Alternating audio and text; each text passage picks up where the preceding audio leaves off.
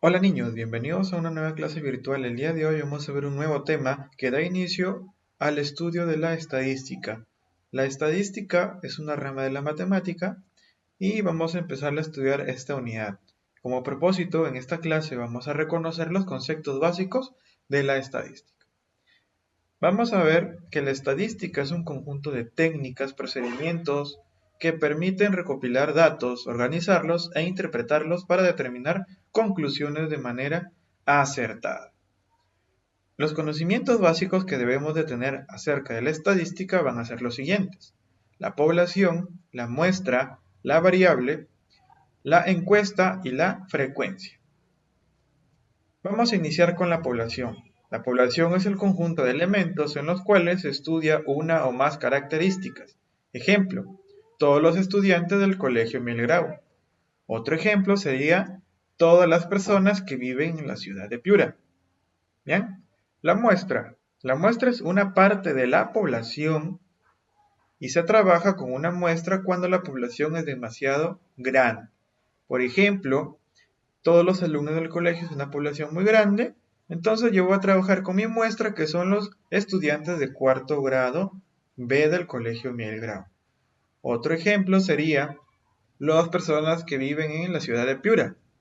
Y ahora vamos a sectorizar, por ejemplo, las personas que viven en la ciudad de Piura en la zona conocida como el barrio sur, por ejemplo. Es un ejemplo de muestra. Ahora veamos la variable. La variable es la característica de la población que se investiga. Unos ejemplos de variables serían la edad, el sexo, la estatura, cantidad de caramelos, las notas, entre otros. Las variables cualitativas son aquellas que expresan características o cualidades y no pueden ser medidas con números. Por otro lado, las variables cuantitativas son aquellas que se expresan mediante un número, por tanto se pueden realizar operaciones aritméticas con ellas.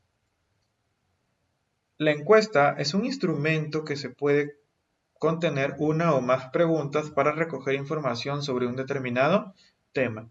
En Perú siempre se realizan encuestas de muchos tipos.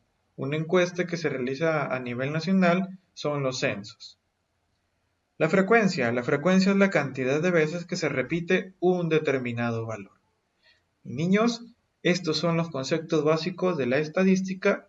Ahora veamos la siguiente parte de la clase del día de hoy, que es la tabla de distribución de frecuencias. Entonces el propósito de esta clase va a ser aprender a elaborar la tabla de distribución de frecuencias. La tabla de distribución de frecuencias es una manera de organizar datos. Cuando se obtienen los datos, estos deben ser organizados en una tabla de frecuencia para luego ser representada en un gráfico estadístico. Con los siguientes datos, elabora una tabla de frecuencias. Vamos a ver el ejemplo. Mira, a ver. Esto que vemos aquí son instrumentos musicales. Entonces, estos instrumentos musicales son la variable. Esta variable es de tipo cuantitativa. ¿Por qué? Porque puedo contarlos. Entonces aquí vamos a empezar a realizar una tabla de distribución. ¿Y qué es lo que vamos a hacer? Vamos a contar cuántas veces se repite un instrumento musical. Por aquí tenemos como instrumento musical zampoña, quena, charango, guitarra y violín. Esos 5 instrumentos musicales son los que se repiten más de una vez. Ahora lo que continuamos a hacer es contar cuántas veces se repite la zampoña, cuántas veces se repite la quena, cuántas veces se repite el charango, la guitarra y el violín. Entonces, contando cuántas veces se repite la zampoña, he obtenido que se repite 7 veces. La quena se repite 11 veces.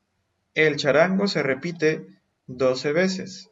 La guitarra se repite 13 veces y el violín se repite 6 veces. Esta tabla de distribución de frecuencia me ayuda a conocer unos datos en específico de cuántas personas prefieren un instrumento, en este caso, estos 5 instrumentos musicales. Además, esta tabla para futuras clases nos va a ayudar a determinar otros datos adicionales que los vamos a ver en su momento. Muy bien, niños, eso sería la clase del día de hoy. Espero que hayas entendido y si tienes alguna pregunta me la haces llegar al WhatsApp en mis horarios de atención. Nos vemos hasta la siguiente clase. Chao.